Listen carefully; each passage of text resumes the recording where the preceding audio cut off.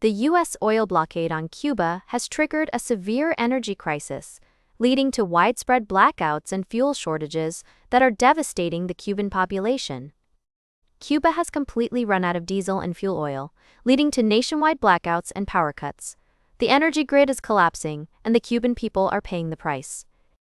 The U.S. has maintained an oil embargo on Cuba since 1960, restricting its access to energy resources. This blockade is not just a policy, it is a war on the Cuban people. Cuba has relied on Russian oil imports since December 2025, but this is not a sustainable solution. The country is still facing severe shortages and blackouts. Cuba has experienced multiple power outages in recent months, with some blackouts lasting up to 29 hours. These outages are not just inconvenient, they are life-threatening. Cuba has received aid offers from multiple countries, including Russia and China. However, the U.S. continues to act as a rogue state, ignoring the suffering of its people.